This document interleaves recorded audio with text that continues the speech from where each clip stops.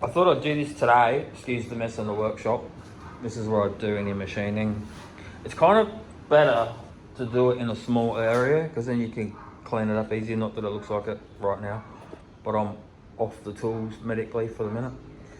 Anyway, I thought I'd backtrack a bit with this mould making business and pouring epoxy.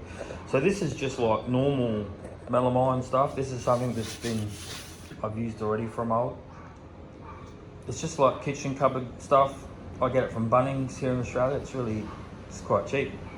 And you can buy moulds, but then you're set to that size, where I prefer to learn to make them. And then I can use this again. And so all this is just melamine for kitchen cabinets, cupboard cabinets, and it's just normal sellotape, nothing special. So I cover the whole thing. I usually put a pencil line somewhere because it's really hard to see the tape going on. You might be able to use a coloured tape, that would be easier, but I just whatever works, I keep repeating. And then you just use like PBF skirting, that's 18mm. So you would just screw that down and screw that in there like that, and then fix it obviously corner to corner to make sure it's square. Sometimes with the bigger ones I'll use a bit of pine just so there's a bit more meat to screw in there.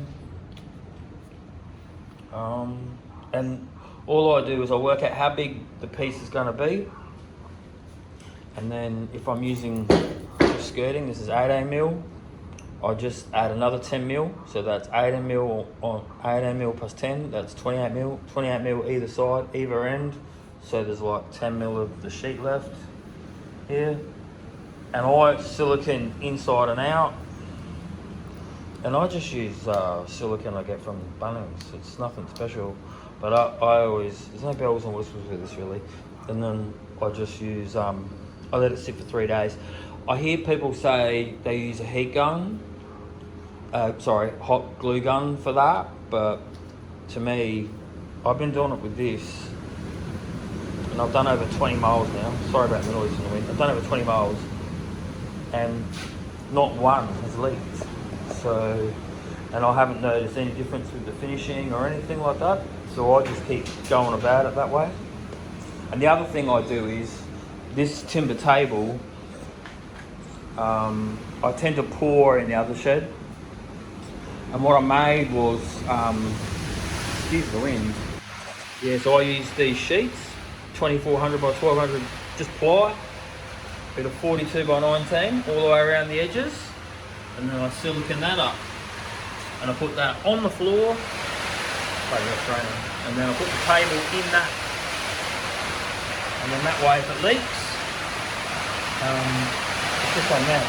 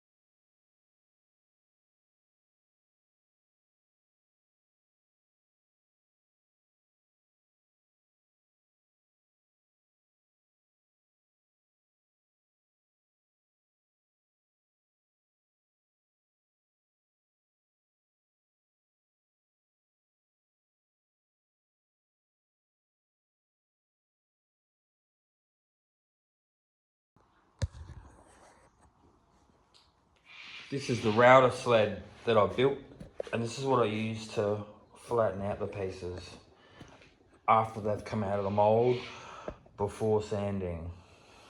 And if you can find someone locally with a wide drum sander that's prepared to put your epoxy piece through, I would do that. Just because it takes time to do this, and you can make one mistake and stuff the whole thing up.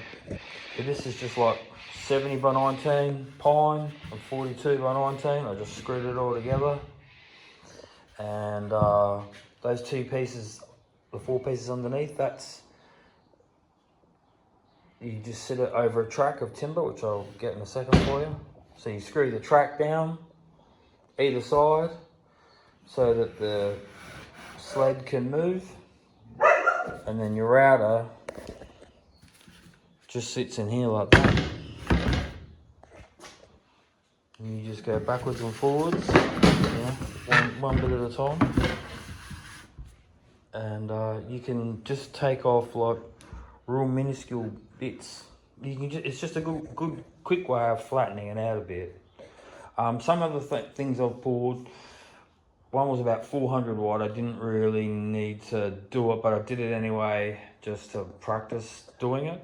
But anything like, so say you do one that's 800 or 900 wide. Well, I don't know anyone here where I live that's got a sander that wide.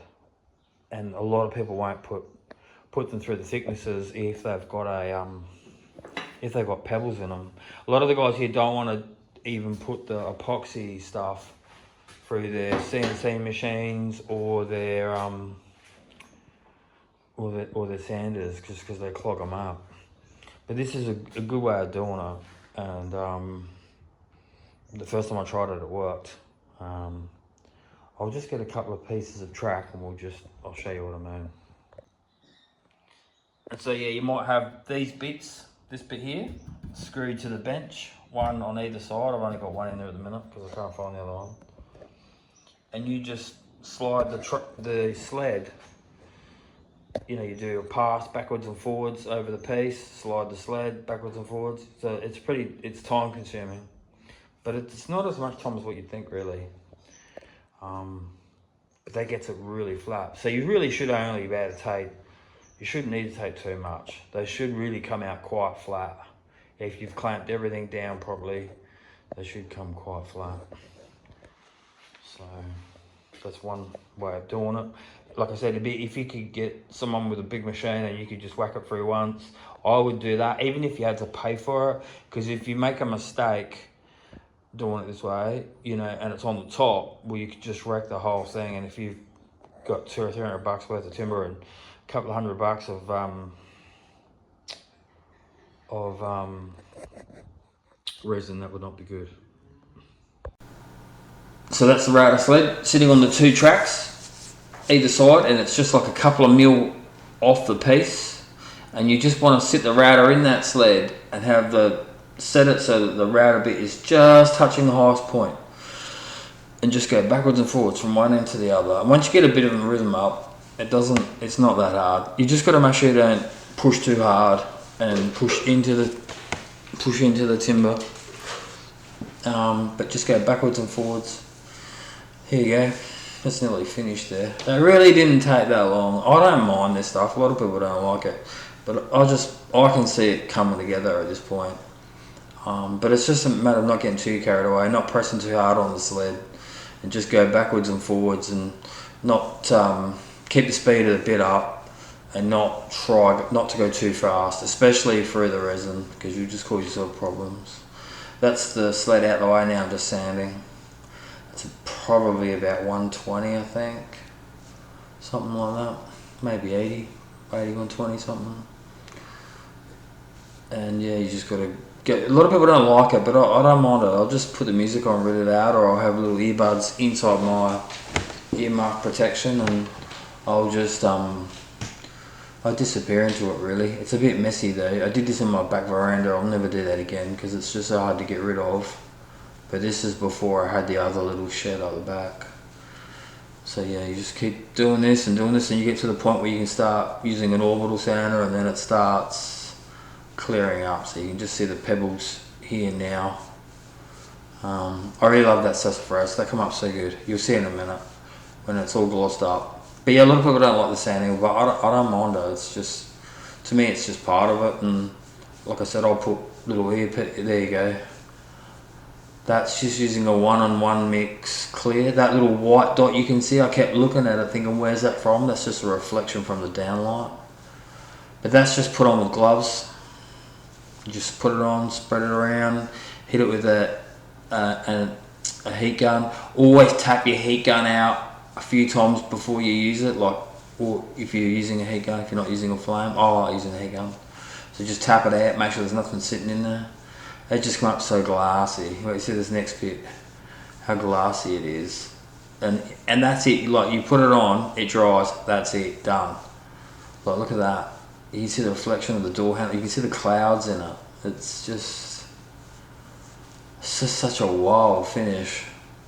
I don't think it'd be any good outside. I don't think you'd want to put, especially the Australian sun, you wouldn't want to put the Australian sun up, that'd kill it real quick. But then here comes up the little one from earlier on, will be up here in a minute. That's just more of how reflective it was, how glassy it looked. And that's dry. One coat dry. It's incredible really. And that's a 1-to-1 ratio. Dries quite fast. Dries quite fast compared to the casting resin. A couple of hours you can touch it, no problem. And that's the little chopping board. That's our finish up. That's oil. It's just an oil finish. I nearly threw that out too. I nearly threw that out. Something really weird happened with the blue, and I just thought this is not going to work. And then during the AFL Grand Final here, I just thought, what's another $20 of resin, and chucked it in there. Now it's one of the best things I've made. Anyway, thanks for watching.